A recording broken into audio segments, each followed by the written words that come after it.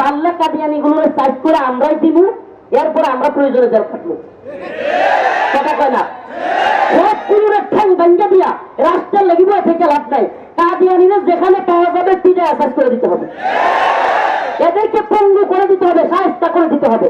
এরপরে যদি মামলা হয়, হামলা হয়, হাসিনাও দিচ্ছে, এরাও দিবে, সমস্যা নাই। আমরা তো আল্লাহর জন্য কাজ করি না, এই সরকারের লেগে কনসেপ্ট ক্লিয়ার করতে হবে। যদি মনে করেন যে হাসিনা থেকে যেহান আমি সরকারে দিলে সেলফি তুলি, তাহলে কয়েকদিন পর আবার মাথা ঢোকাবেন আর হইলো টেনশন করবেন। আমাদের এত টেনশনও নাই, আমরা জানি এরা কেউ ইসলামপন্থী না। এ কথা মাথায় রাখেন, এরা কেউ ইসলামপন্থী না।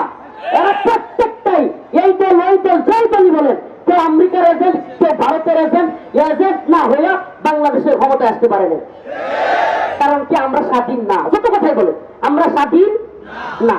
আমরা যদি মানসিক ভাবে স্বাধীন হইতে পারবো যে আমরা বিদেশিদের কথায় চলবো না, আমাদের স্বাধীন স্বকীয়তা আছে, যেটা আফগান জাতির। ভাই, ইতিহাস সাক্ষী, ইংরেজরা শাসন করছে ভারতবর্ষ, এরপরে মঙ্গোলীয়রা, তাতাররা শাসন করছে, কিন্তু আফগান জাতিকে কেউ কোনোদিন শাসন করতে পারে না। এইটারে কয় স্বাধীনতা, এইটারে কয় স্বাধীনতা। আমি স্বাধীন, আমি মুসলমান, আমি পরাধীন নই।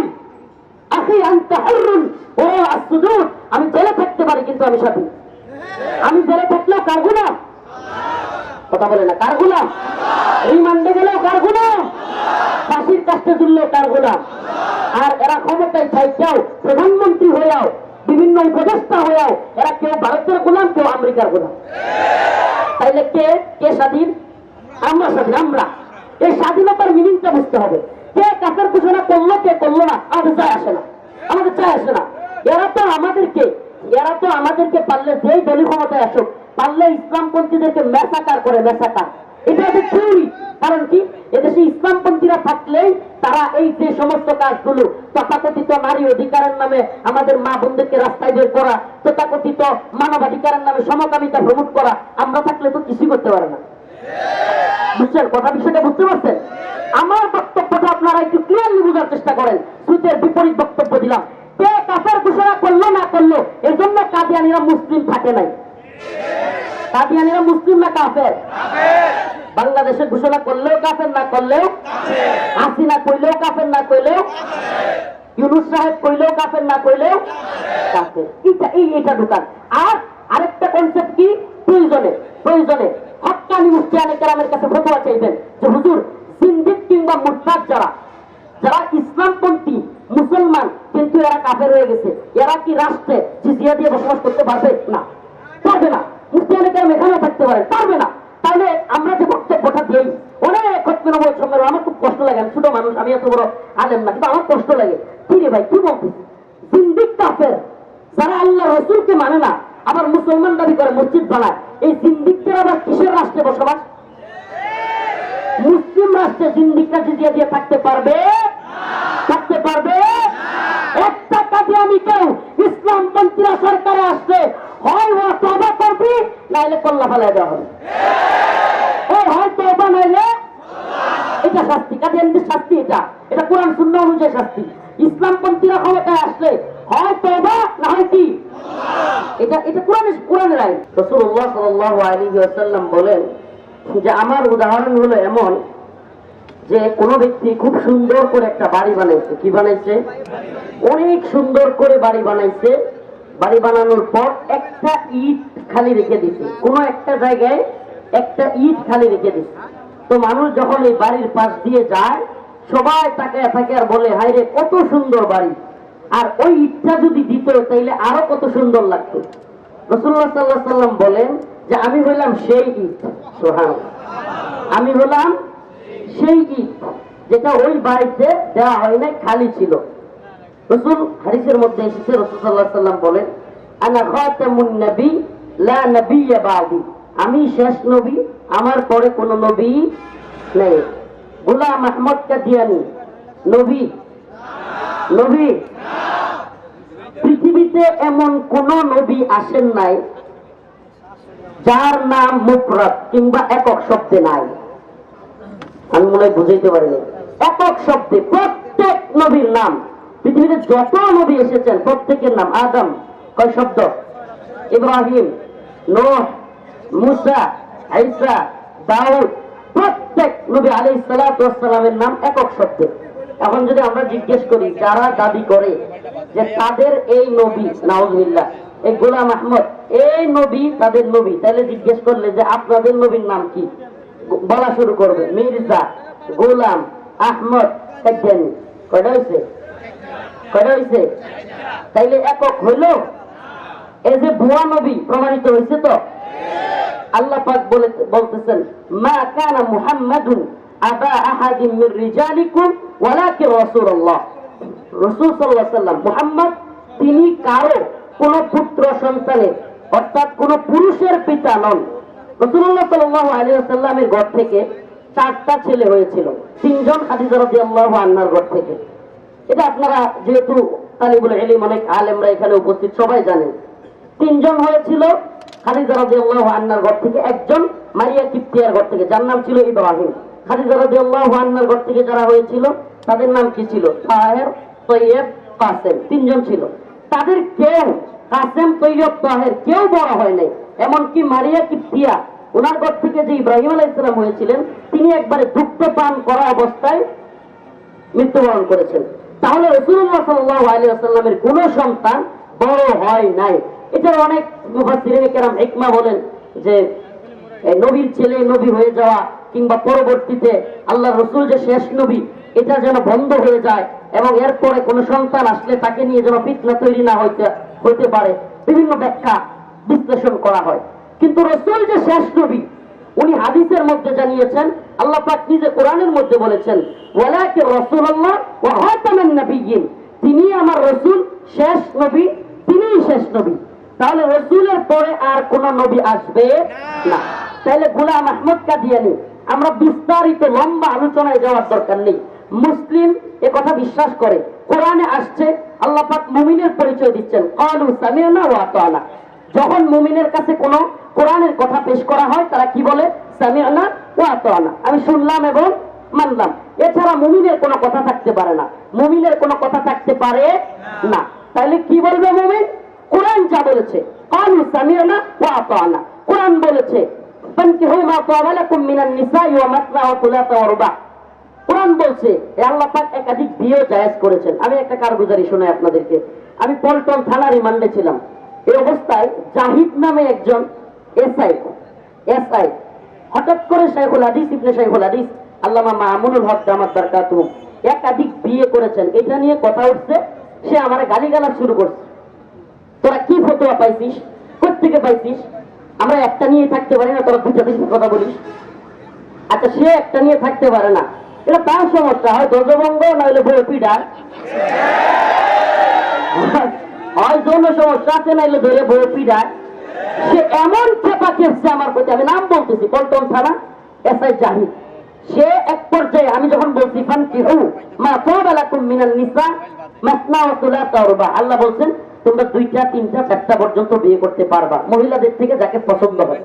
ওয়াইন খিফতুম আল্লাহ তাআদিলু, যদি তোমরা ওয়াইন খিফতুম যদি তোমরা ভয় করো আল্লাহ তাআদিলু যে তোমরা ইনসাফ করতে পারবা না তাহলে ফাওয়াহিদা, তাইলে একটা করো। তাইলে আল্লাহর কথা এই ফতোয়া কে দিয়েছেন? একাধিক বিয়ে করা যাবে এই ফতোয়া কে দিয়েছেন? ওই লোক আমি যখন আয়াতে কারিমা তিলাওয়াত করছি তখনও আমার হুমকি দিতেছে, হাট বেটা রাখ তোর ফতোয়া দিবি। আস্তাগফিরুল্লাহ। যদি কোনো ব্যক্তি কোরআনের আয়াত শোনার পরে বলে রাখ তোর ফতোয়াগিরি, তার ঈমান থাকবে? আল্লাহ যেখানে মুফতি, এই ফতোয়ার মুফতিকে একাধিক বিয়ে করা যাবে এই ফতোয়ার মুফতিকে। আমি এই ওয়াজটা একাধিক বিয়ের নয়, বরং কথাটা হচ্ছে এটা যে কোরআন যা বলেছে এ ব্যাপারে কিলোকালবিহীন। যদি কেউ বলে আমরা ধর্মান্ধ নই, আমরা মৌলবাদী নই, আমরা এটা নই এটা নই, দেখেন এদেশে গণতান্ত্রিক রাজনীতি যারা করে, এদেশে না গোটা পৃথিবীতে, একটা কথা মনে রাখবেন, গণতান্ত্রিক রাজনীতিবিদদের ধর্মীয় মূল্যবোধ, ধর্মীয় চিন্তা ভাবনা, দ্বীনের প্রতি চিন্তা ভাবনা তার চাইতে অনেক বেশি মাথায় থাকে হলো ক্ষমতার চিন্তা ভাবনা। এটা একটা মাথায় ঢোকান যে গণতান্ত্রিক রাজনীতি তথাকথিত এটাতে যারা জড়ায় গেছে এদের মধ্যে টেন্ডেন্সি এটা থাকে যে আমি কিভাবে ক্ষমতায় যাব। দেখবেন হঠাৎ করে আওয়ামী লীগের প্রতি আমাদের কোন হুজুরদের দল ইসলামপন্থী না দল দেখবেন যে আওয়ামী লীগের প্রতি সিম্পেথি দেখাইতেছে। বুঝতে হবে বিএনপি বলেন বা বিভিন্ন দল বলেন, যদি আওয়ামী লীগের প্রতি সিম্পেথি দেখায়, আপনি বুঝবেন যে আওয়ামী লীগ নির্বাচনে আসবে না, সেই ভোটটা কোথায় যাবে, তার চিন্তা ভাবনা মাথায় যে ওই ভোটটা যাতে আমাদের পক্ষে আসে। এই জন্য দেখবেন বিভিন্ন ধরনের, আমরা মৌলবাদী না, আমরা ফেসিস্ট না, এই ধরনের কথাবার্তা বলা শুরু হবে। প্রিয় ভাইরা আমার, বন্ধুগণ আমার, আমার বক্তব্য সেটা নয়। বক্তব্য ছিল যে আল্লাহ যা বলেছেন তা মেনে নেওয়া। মুসলিমের নমুনা হলো ক্বালু সামি'না ওয়া আতা'না। আল্লাহ যা বলছেন শুনলাম এবং, আমি কি বুঝাইতে পারতেছি না?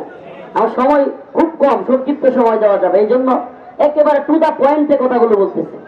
এই ক্ষেত্রে আল্লাহ পাক যেহেতু বলছেন মা কানা মুহাম্মাদুন আবা আহাদিন মির রিজালিকুম ওয়ালাকিন রাসূলুল্লাহ ওয়া খাতামান নাবিয়্যিন, যে তিনি শেষ নবী, ওয়া খাতামান নাবিয়্যিন বলে আল্লাহ পাক শিলমোহর মেরে দিয়েছেন। গোটা পৃথিবীর সবাই মিলেও যদি কাদিয়ানীরে নবী বলে, কাদিয়ানী কি নবী হবে? নবী হবে?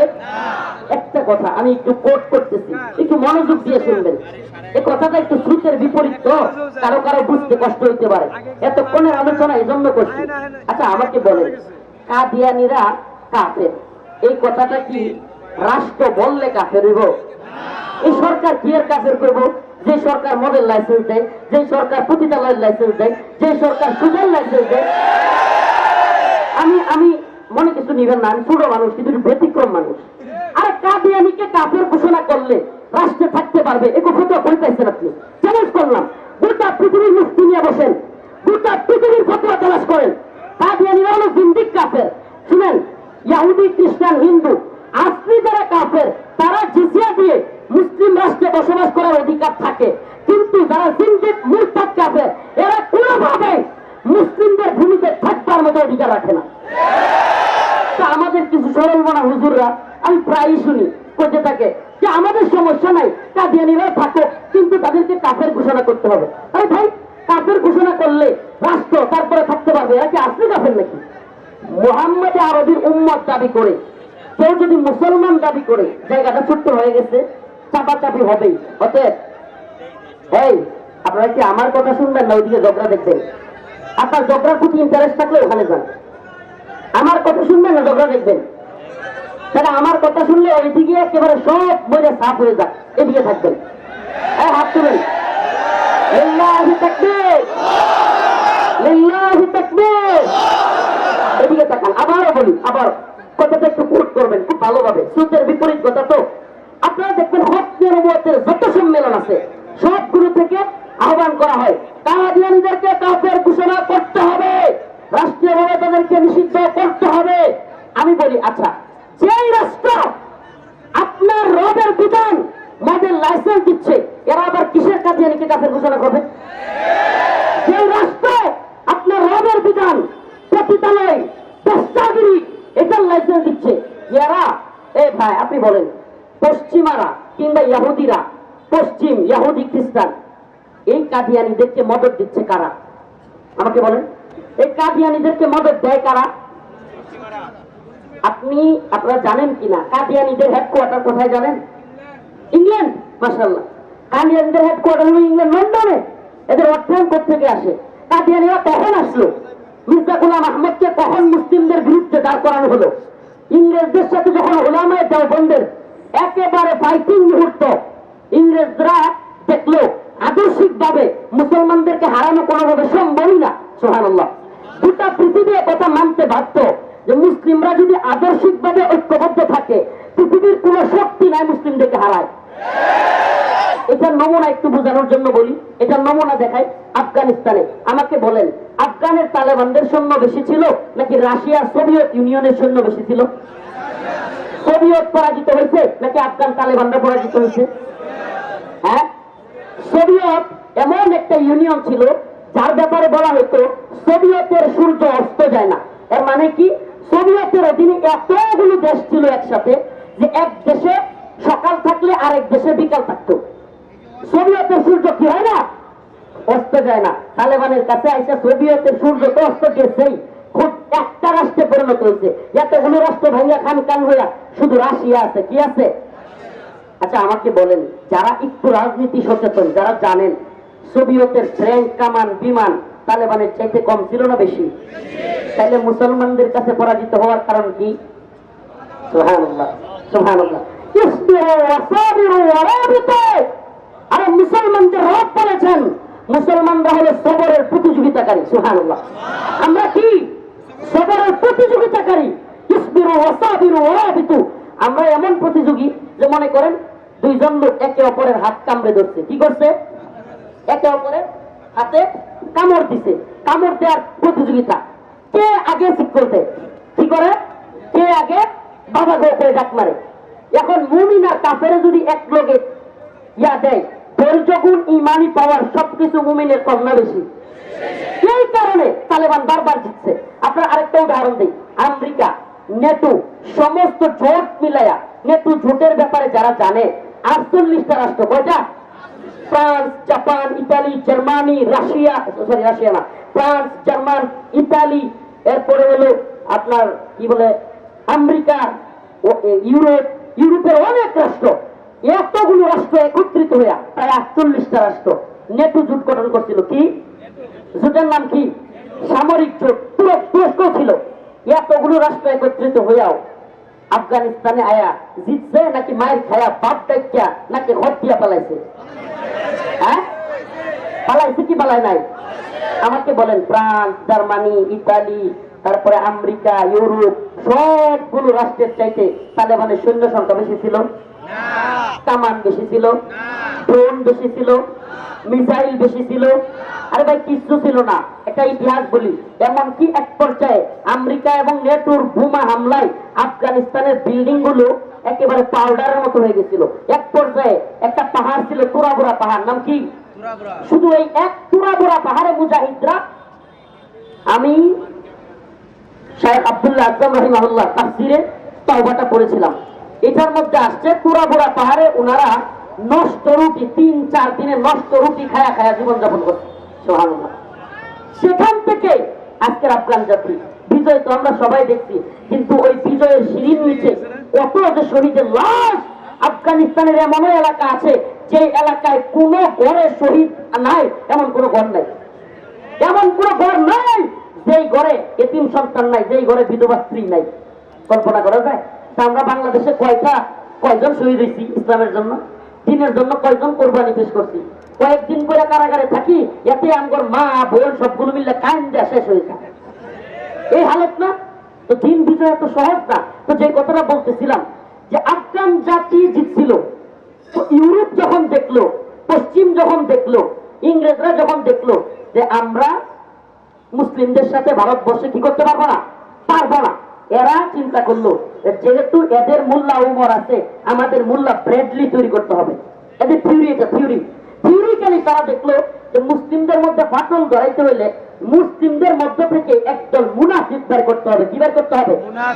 এই মুনাফিকের নাম হলো মির্জা গোলাম আহমদ কাদিয়ানী। এবং একে প্ল্যান করে ইংরেজরা। আপনি অবাক হবেন, এখনো আপনারা যে সমস্ত পণ্য দেখেন না, আরাফেল বলেন কিংবা প্রাণ কোম্পানি বলেন, এই সমস্ত কোম্পানিগুলোকে প্রচার প্রসার কিংবা হাইলাইট করা, টাকা পয়সা সবকিছু দিয়ে এগুলো সব করে হলো ইংরেজরা। এবং যত পারা যায় প্রমোট করে। একটা পর্যায়ে কাদিয়ানীদেরকে প্রমোট করতে করতে এমন জায়গায় নিয়ে গেছে যে কাদিয়ানীদের একটা অনুসারী গ্রুপ থাকবে। আপনি কি জানেন আমরা নতুন করে আরেক দলকে নিয়ে শুরু করছি? এতদিন ইস্তিমায় বাধা দিতে দিতে আমরা ক্লান্ত হয়ে গেছি, অথচ এই কিছুদিন আগে কাদিয়ানীরা পঞ্চগড়ে ইস্তেমা করছে। এটা খবর কারো কাছে আছে? অনেকে জানেই না কাদিয়ানীরা ইস্তেমা করছে। কাদিয়ানীরা পঞ্চগড়ে ইস্তেমা করছে, আমরা বলতেই পারি না। ইস্তেমা করছে, ইস্তেমা কাদিয়ানীদের। প্রিয় ভাইরা আমার, বন্ধুগণ আমার, আমি যে বক্তব্যটা আজকে রাখতে চাচ্ছি, এই কথাটা শুধু কোটটা মনে রাখবেন। আমার কথা হলো যে ইংরেজরা কাদিয়ানীকে প্রমোট করেছে, কাদিয়ানীকে এখনো পৃষ্ঠপোষকতা করতেছে আমাদের যে সরকারি আসুক, এই সরকারগুলো ইউরোপ, আমেরিকা কিংবা ভারতের কথা ছাড়া চলে না।